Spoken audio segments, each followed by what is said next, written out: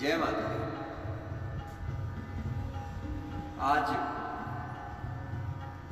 112 सूक्त की शुरुआत करनी है और इसको शुरू करने में ज़्यादा समय न लगाते हुए आइए चलते हैं। मैं आपको बता दूं कि इस समय हम श्री ऋग्वेद का अध्ययन कर रहे हैं और ऋग्वेद के पहले भाग में 3333 श्लोक है, जिसमें से हमने 1211 श्लोक खत्म कर लिए हैं। मैं आपको ये बताना चाहूँगा कि कोई प्रवचन, कोई उपदेश नहीं है, ये एक अध्ययन है, एक ज्ञान है जो हम लोग एक दूसरे के साथ बैठ करके इसको शेयर करेंगे एक दूसरे के साथ। तो कतई ये मत सोचिएगा कि मैं यहाँ पे कोई उपदेश देने के लिए बैठा हूँ, मैं कोई बाबा हूँ, मैं कोई गुरु हूँ, ऐसा कुछ नहीं है। मैं भी आपकी तरह एक अनाड़ी व्यक्ति हूँ। आप तो फिर भी ज्ञानी होंगे, लेकिन मैं तो अनाड़ी व्यक्ति हूँ। आपके साथ इसका अध्ययन करने से, इसकी स्टडी करने से हमको मालूम पड़ जाता है कि इन सब में क्या लिखा है। ऋग्वेद सूक्त 112। इससे पहले हमने श्रीमद् भगवत गीता का पूरा अध्ययन आपके साथ मिलकर के किया है। अगर आप चाहें तो उसके सारे अंक हमने YouTube पे डाले हैं। चैनल का नाम है ओम गुरुकुल वेद और शास्त्र ज्ञान। जब भी आप चाहें आप उसमें जा करके उसे देख सकते हैं। ये सुनने में थोड़ा सा उबाऊ लगता है, लेकिन हर अच्छी चीज़ उबाऊ होती है, हर सही काम कठिन होता है। इसको समझ करके इसको आप साथ करिए और जिस दिन पूरा आपको ये मालूम हो जाएगा, मैं बार बार वही कहता हूँ कि लोग आपको ये कह सकेंगे कि आप वेदों के ज्ञानी हैं, आपको शास्त्रों का ज्ञान है। तो आइए चलते हैं ऋग्वेद के सूक्ति 112 श्लोक 1, जिसमें कहा गया है, द्युलोक भूलोक तथा भली प्रकार प्रज्वलित ताप युक्त अग्नि की हम सर्वप्रथम प्रार्थना करते हैं। ये अश्विनी देवों, जिसने कर्मशील यानी पुरुषार्थ करने वाले, जिसने कर्मशील व्यक्ति को समर क्षेत्र में अपना भाग ग्रहण करने के लिए आपका मार्गदर्शन किया, उन संरक्षण साधनों के संपन्न और उनको अपने साथ आप यहां पर लेकर के पधारे। इस सूक्त की रचना कुछ अरिंगस ऋषि ने की है। हे अश्विनी देवों, दूसरे श्लोक में कहा गया है, हे अश्विनी देवों, भरण पोषण की इच्छा रखने वाले व्यक्ति जिस प्रकार इधर उधर न भटक कर ज्ञानी जनों के पास जाते हैं, उसी प्रकार आपके रथ के समीप दान ग्रहण करने के लिए साधक स्थित रहते हैं। जिन संरक्षण शक्तियों से आप लक्ष्य प्राप्त के लिए उनकी बुद्धियों और कर्मों को प्रेरित करते हैं, उन्हीं शक्तियों के साथ आप दोनों भली प्रकार से यहां पर पधारे। तीसरे श्लोक में कहा गया है, हे नेतृत्व गुण युक्त अश्विनी कुमारों, आप दोनों दिव्य लोक में उत्पन्न हुए सोम रस को पीने में अमर और बलशाली बने रहें, ऐसी हमारी आकांक्षा है तथा उसी बल से इन सभी प्रजाजनों पर आप शासन करके इनकी रक्षा करें, ऐसी हमारी प्रार्थना है। आपने जिन चिकित्सा प्रणालियों से यानी प्रजनन क्षमता से रहित, आपने जिन चिकित्सा प्रणालियों से बंध्या गौवों को प्रजनन योग्य, अष्टपुष्ट और दुधारू बनाया, उस संरक्षण साधनों सहित आप निश्चित हमारे यहाँ पर पधारे। चौथे श्लोक में कहा गया है, सर्वत्र विचरणशील वायुदेव और अग्निदेव, जिस बल से आप दो माताओं रणियों से उत्पन्न होकर के गतिशील होकर विशेष शोभायमान होते हैं तथा काक्षीमान ऋषिजन तीन साधन रूपी यज्ञों से विशिष्ट ज्ञानवान बने हैं, हे अश्विनी कुमारों, आप दोनों उन संरक्षण साधनों के साथ हमारे यहाँ पर, यानी जब भी यहाँ पे बात हमारी कही गई, हम सबकी बात कही गई है, हमारे यहाँ पर पधारे। पांचवें श्लोक में कहा गया है, हे अश्विनी कुमारों, जिस सामर्थ्य से आप दोनों ने जल में संपूर्ण स्थिति में डूबे और बंधन युक्त रेब तथा बंधन को बाहर निकालकर प्रकाश के दर्शन योग्य बनाया। जिस प्रकार साधनरत कंडम और संरक्षण साधनों द्वारा उचित रीति से सामर्थ्यवान बनाया, उन्हीं संरक्षण युक्त साधनों के साथ आप हमारे यहाँ पर पधारे।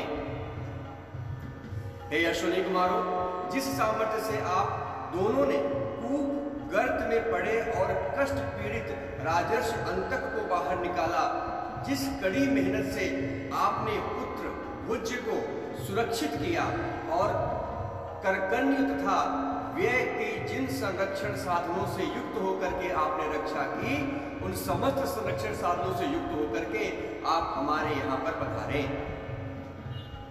7वें श्लोक में कहा गया है, हे अश्विनी कुमारों, जिस सामर्थ्य से आपने पुंग परावृक ऋषि को नेत्रहीन अश्व ऋषज्व को और पैरों से लंगड़े श्रोणा को दृष्टि युक्त करके पांवों से चलने फिरने योग्य बनाया था, भेड़ियों द्वारा मुख में पकड़ी हुई दांतों से घायल चिड़िया को अपनी सामर्थ्य से आपने मुक्त कराया था और उसे आरोग्य प्रदान किया था, उन समस्त आरोग्यप्रद चिकित्सा साधनों के साथ आप हमारे यहाँ पधारे।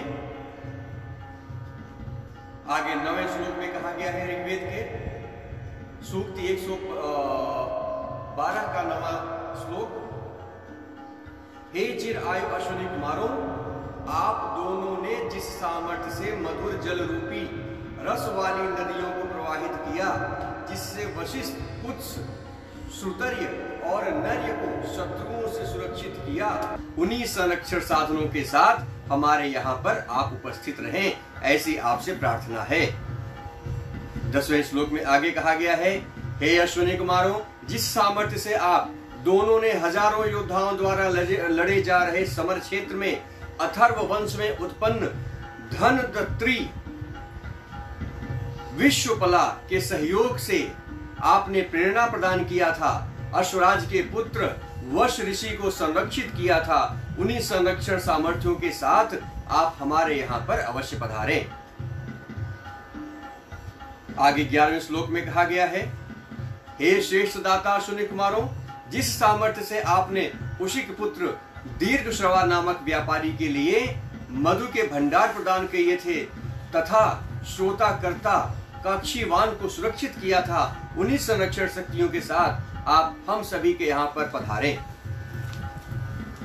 12वें श्लोक में आगे कहा गया है, हे अश्विनी कुमारों, जिस सामर्थ्य के साथ आपने दूर स्थित सूर्य देव के चारों ओर परिक्रमा करते हुए आपने दोनों ने जिस प्रकार से मंधाता के क्षेत्रपति के कर्तव्यों का निर्वाह करने में सामर्थ्य प्रदान की तथा ज्ञान संपन्न भरद्वाज को जिस श्रेष्ठ सुरक्षा साधनों से आपने बचाया, उन्हीं सामर्थ्य युक्त साधनों के साथ आप हम सबके यहाँ पर पधारे। आगे 14वें श्लोक में कहा गया है, हे अश्विनी कुमारों, जिन सामर्थ्यों से शंबर का वध करके आपने संग्राम में अतिथिज्ञ कोशुजुअ और महान दिवोदास को आप दोनों ने संरक्षण प्रदान किया, शत्रु नगरों को ध्वस्त करने वाले संग्राम में त्रसदस्यु को संतप्त करने वाले राजा को आपने संरक्षित किया, उन्हीं संरक्षण साधनों के साथ आप हमारे यहाँ पर पधारे। आगे 15वें श्लोक में कहा गया है, हे अश्विनी कुमारों, जिस सामर्थ्य से सोमरस पान करने वाले निकटस्थ लोगों द्वारा प्रशंसनीय वम्र ऋषि को आप दोनों ने संरक्षित किया, उनकी धर्मपत्नी सहित कलि ऋषि को संरक्षित किया तथा अश्वरहित पृथ्वी को संरक्षित किया, उन सभी सुरक्षा साधनों के साथ आप यहाँ पर आए। आगे 17वें श्लोक में कहा गया है, हे अश्विनी कुमारों, आपकी जिन सामर्थ्य सहयोग को पाकर के समिधाओं से प्रदीप्त तेजस्विता युक्त अग्नि के समान ही पटरवा राजा युद्ध ने अपनी शारीरिक शक्ति को अति तेजस्वी बनाया, विशाल संपदा अर्जित करने वाले संग्राम में आप दोनों ने शरीयत को जिससे संरक्षित किया, उन्हीं संरक्षण सामर्थ्यों के साथ आप यहाँ पर पधारे। 18वें श्लोक में आगे कहा गया है, हम बता दें कि हम अभी ऋग्वेद का अध्ययन कर रहे हैं। जो आप सबके साथ मिलकर के संभव हो पाया है। 18वें श्लोक में कहा गया है, हे अश्विनी कुमारों, आलिंग रसों द्वारा श्रद्धा पूर्वक आप दोनों की स्तुति किए जाने पर जिस सामर्थ्य से आपने उन्हें संतुष्ट किया, चुराए गए गौ समूहों को प्राप्त करने के लिए गुफा के दरवाजे में आप आगे ही आ जाते हैं, जिस सामर्थ्य से सूरवीर मनु को संग्राम में प्रचुर अस्त्र सामग्री द्वारा सुरक्षित किया, उन्हीं संपूर्ण सामर्थ्यों के साथ आप दोनों हमारे यहाँ पर पधारे। हे अश्विनी कुमारों, जिन सामर्थ्यों से आप दोनों ने विमान की धर्मपत्नियों को उनके निवास स्थान पर पहुंचाया, लाल वर्ण की घोड़ियों द्वारा भली प्रकार उनको प्रशिक्षित किया, अथवा लाल रंग की उषाकालीन किरणों को मनुष्य के लिए आपने प्रेरित किया, तथा बिजवन पुत्र सुदास को दिव्य संपदा प्रदान की, उन्हीं प्रेरणादायक शक्तियों के साथ आप हमारे यहाँ पर पधारे। आगे 20वें श्लोक में कहा गया है,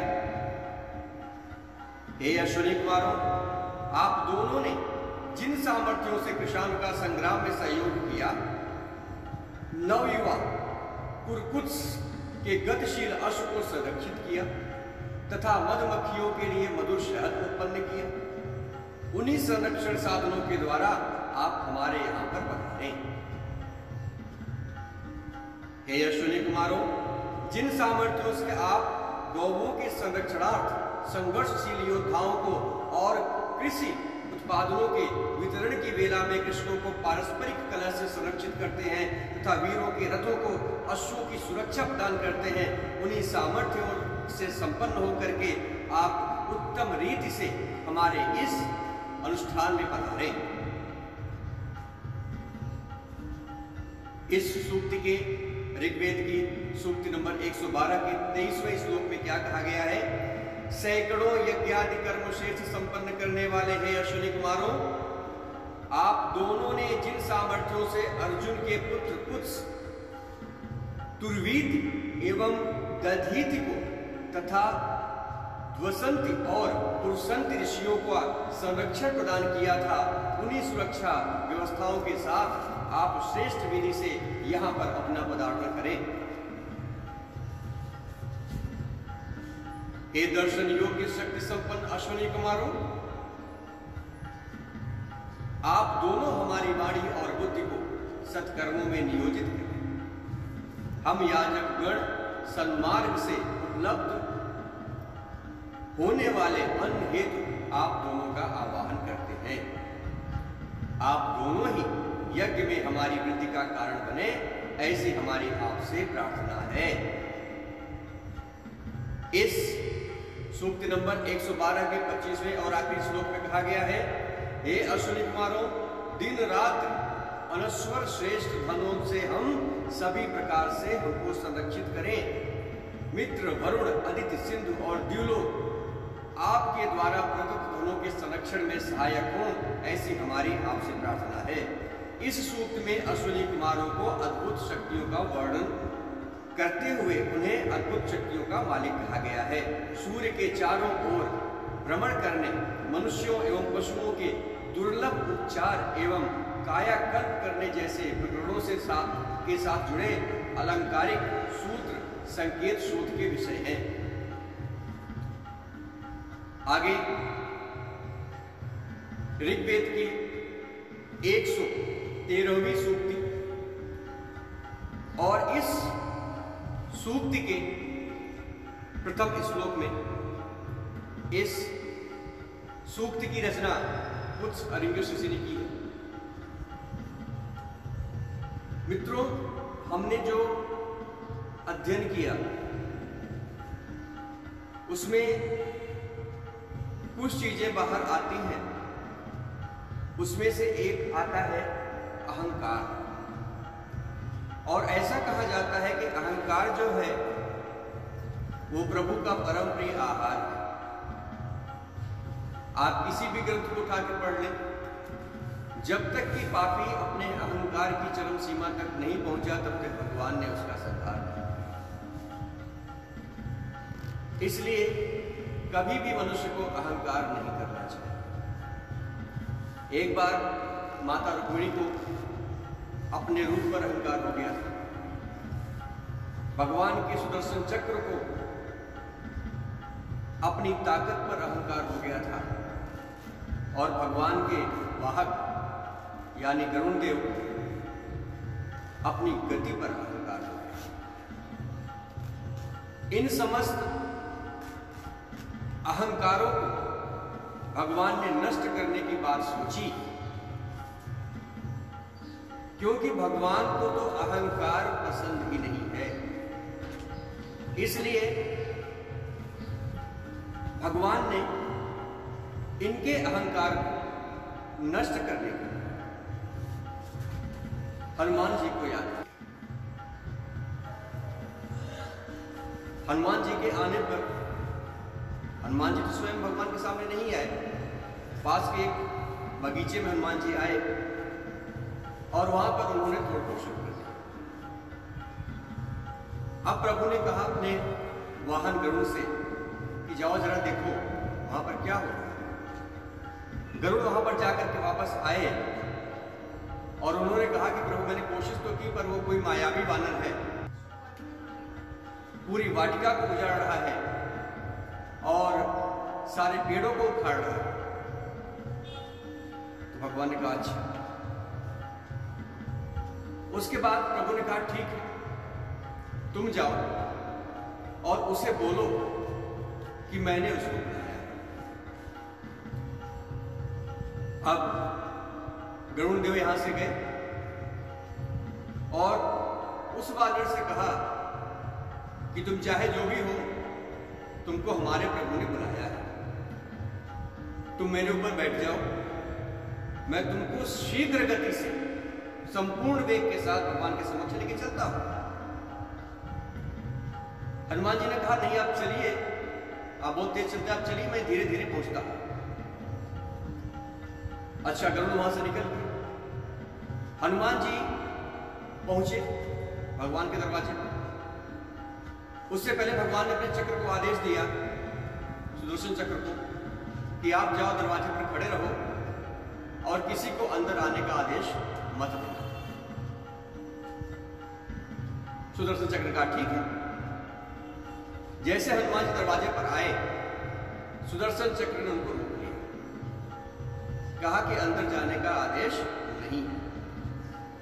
हनुमान जी ने चक्र को पकड़ा, दांतों से दबा करके टेढ़ा करके वापस छोड़ दिया और भगवान के समक्ष आकर उपस्थित हो गए।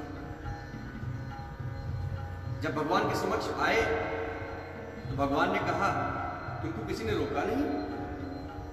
तो हनुमान जी ने कहा रोका था प्रभु, सुदर्शन चक्र था, उन्होंने रोका था, पर मैं क्या बताऊं, मेरे मना करने पे माने नहीं, इसके लिए मैं दांत से टेढ़ा करके उनको वहां पर छोड़ दिया। भगवान मुस्कुराए। इतने में पक्षीराज का आगमन हो गया। उन्होंने कहा तुम मुझसे पहले यहां कैसे पहुंच गए? मेरी गति से तेज किसकी गति हो सकती है? ये सोच करके वो खुद भी शर्मिंदा हुए और बाद में हनुमान जी ने अपना रूप प्रकट किया और भगवान श्री हरि ने बताया, कहा कि कभी भी अहंकार किसी व्यक्ति को शोभा नहीं देता है। यही अहंकार एक बार भीम को भी हुआ था, जब वो बूढ़े बंदर को एक साधारण बंदर समझ करके वहां से जा रहे थे। तो इस तरह के अहंकार में न रहे, इस तरह की चीजों से बचें, क्योंकि आप हमेशा याद रखें, जिस दिन आपके अंदर अहंकार का जन्म होता है, उसी दिन भगवान की कृपा दृष्टि आपके ऊपर से खत्म होती है और भगवान की कुदृष्टि आप पे पड़ना शुरू हो जाती है। इसलिए अपने अहंकार का भोजन बना के स्वयं खा के खत्म करें, लेकिन अहंकार को जीवित मत रखें। आइए बढ़ते हैं 113वें श्लोक की तरफ। इसकी रचना कुछ अरिंगस ऋषि ने की है और इसमें यह कहा गया है कि सर्वदीप्तमान पदार्थों से ये देवी उषा सर्वाधिक तेज युक्त है। इनका विलक्षण प्रकाश चारों ओर व्यापक होकर सभी पदार्थों को आच्छादित कर लेता है। सूर्यदेव के अस्त होने के पश्चात से उत्पन्न हुई रात्रि इन देवी उषा के लिए उदयमान का स्थान रिक्त कर देती है। ये आज का आखिरी श्लोक, आखिरी सूक्ति होगी। अभी सूक्तियां काफी बड़ी हैं, इसके लिए दूसरे श्लोक में कहा गया है, तेजस्वी देवी उषा उज्ज्वल पुत्र सूर्य को लेकर के प्रकट हुई और काले रंग की रात्रि ने उसे स्थान दिया। देवी उषा और रात्रि दोनों सूर्यदेव के साथ समान सखा भाव से युक्त है। दोनों अविनाशी और क्रमशः एक दूसरे के पीछे एक आकाश में विचरण करती हैं तथा दूसरे के भाव को नष्ट करने वाली है। रात्रि और देवी उषा दोनों का बहनों जैसा एक ही मार्ग है तथा वे अंतहीन है। उस मार्ग से होकर के देवी उषा और रात्रि दोतमान सूर्य के अनुप्राणित होकर के क्रमशः एक के पीछे एक चलती रहती है। उत्तम कार्य करने वाली ये एक दूसरे के विपरीत रूप वाली होते हुए भी एक मनोभूमि की ही है, न कभी परस्पर विरुद्ध होती हैं, न ही कहीं रुकती हैं, अपितु अपने अपने कर्मों में नियत, निरंतर और लगातार चलती रहती है। आगे चौथे श्लोक में कहा गया है, अपने प्रकाश से लोगों को श्रेष्ठ कर्मों की ओर प्रेरित करने वाली दीप्तमती देवी उषा का उदय हो गया है। वे अद्भुत मनोहारी किरणों से दरवाजे खोल करके और अंदर आने की प्रेरणा देती हैं, विश्व को ज्योतिर्मय यानी प्रकाशित करती हैं और ऐसा करके ऐश्वर्य प्राप्त हेतु मनुष्यों के अंदर प्रेरणा भरती हैं तथा अपनी किरणों से समस्त लोगों को प्रकाशित करती हैं। धनेश्वरी देवी उषा सुसुप्तो यानी सोए हुए को जगा करके चलने के लिए, उपभोग, ऐश्वर्य एवं इष्ट कर्म के लिए प्रेरित करती है। अंधकार में भटके हुए लोगों को दृष्टि देने हेतु विस्तृत तेजस्विता से युक्त देवी उषा संपूर्ण लोगों को प्रकाशित करने वाली है। छठे श्लोक में कहा गया है, हे तेजस्वी देवी उषे, रक्षा परक क्षत्रिय योजित कर्म के लिए, श्रेय कीर्ति के लिए, महायज्ञ हेतु प्रचुर धनोत्पादन तथा नाना विधि जीवन उपयोगी कर्तव्य निर्वाह के लिए समस्त लोगों को आप ही जागृत करने वाली हैं। हे स्वर्ग कन्या देवी उषा, अंधेरे को भगाती हुई उदित हो गई है। नव युवती की तरह शुभ्र वस्त्र धारण करने वाली देवी उषा संपूर्ण धरती की संपदाओं की अधीश्वरी है। हे सौभाग्य प्रदायिनी माता, आप यहाँ अपने आलोक को प्रकट करें।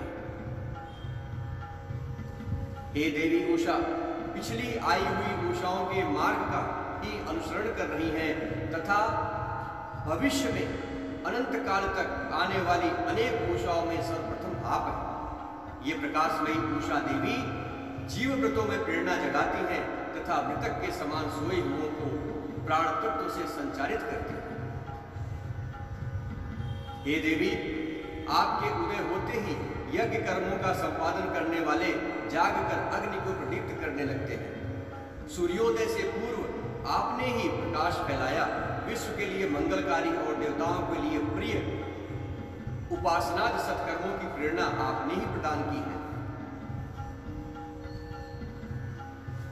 आगे 10वें श्लोक में कहा गया है, कितने समय पर्यंत ये देवी उषा यहाँ स्थित रहती हैं, जो पूर्व में प्रकाशित हो चुकी हैं और जो भविष्य में आने वाली हैं, वे भी कहाँ तक और कितना अधिक समय तक यहाँ पर स्थिर रहने वाली हैं।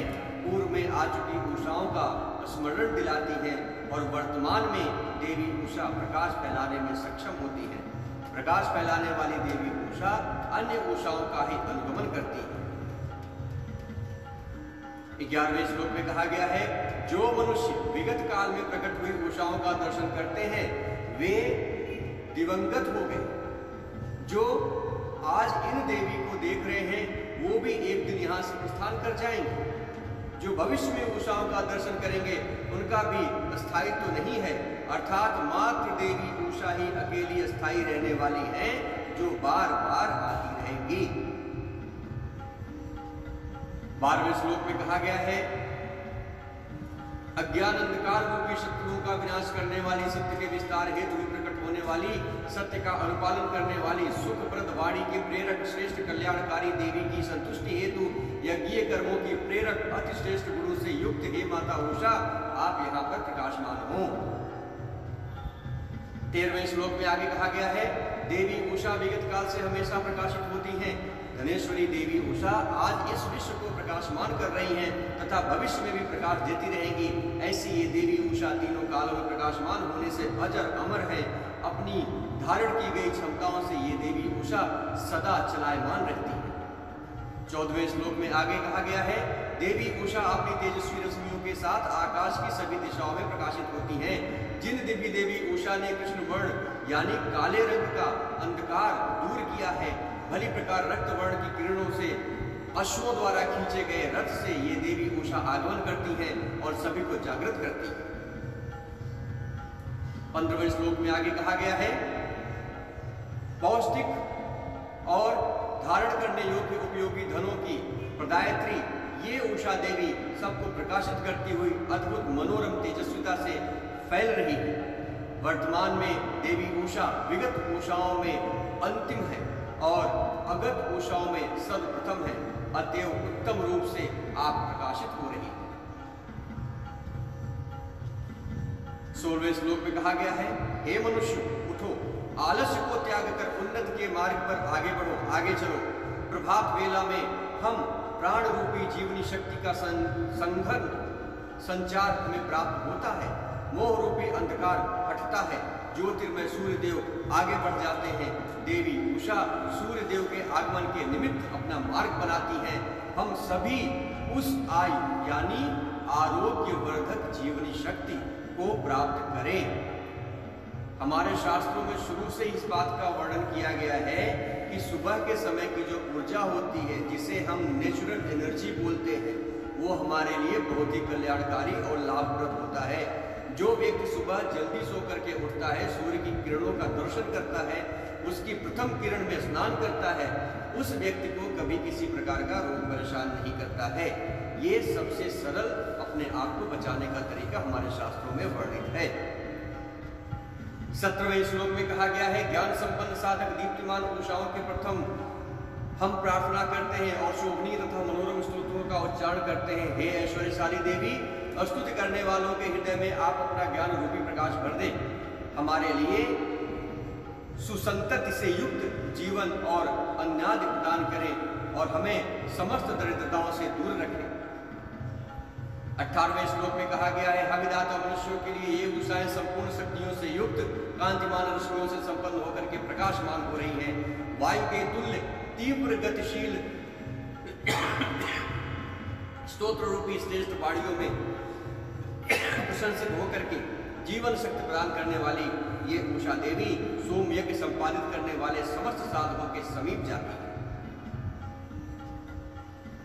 आगे इस ऋग्वेद के 113वें श्लोक के 113वें सूक्त के 19वें श्लोक में कहा गया है, हे देवी उषा, आप देवत्व का संचार करने से देव माता अदिति के मुख के समान तेजस्वी हैं, यज्ञ की ध्वजा के समान विस्तृत हैं।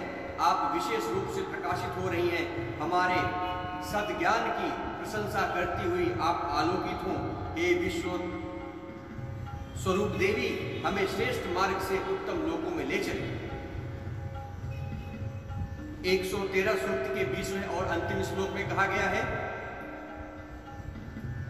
जिन आश्चर्यजनक विभूतियों को उषा देवी धारण करती हैं, वो विभूतियां यज्ञ के निर्वाह करने के लिए यजमान के लिए कल्याणप्रद हो।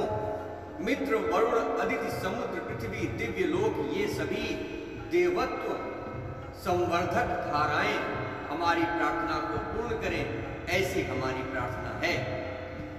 मित्रों, कभी भी आज या आज से पहले हमारे हिंदू धर्म ने एकता की ही बात कही है। कभी भी किसी को अलग हमने नहीं समझा है। ये बात वही समझ सकता है जिसको शास्त्रों का ज्ञान हो, जिसने शास्त्रों का अध्ययन किया हो। इस अध्ययन में हमारे साथ बने रहिए। इन तमाम चीजों को जो कि ज्ञान धन है, और इससे बड़ा कोई धन नहीं है। जब आपके पास ज्ञान धन है तो संपूर्ण धन आपके लिए सूक्ष्म हो जाएगा और आपके लिए सुलभ हो जाएगा। जिसके पास ज्ञान धन है उसके पास अज्ञानता अपने आप नष्ट हो जाती है। इस सरोवर में हमारे साथ यूं ही डुबकी लगाते रहिए। कल फिर आपके साथ सुबह 10:30 बजे मुलाकात होगी। 10:30 से 11 अपना समय निकालिए, और अगर हो सके तो हमारे YouTube चैनल को विजिट कीजिए। ओम गुरुकुल वेद और शास्त्र ज्ञान, उसमें गीता के सारे अंक दिए गए हैं। अगर आपको लगता है कि ये प्रयास सही है तो उसको शेयर भी करें, अगर नहीं लगता है तो कोई बात नहीं।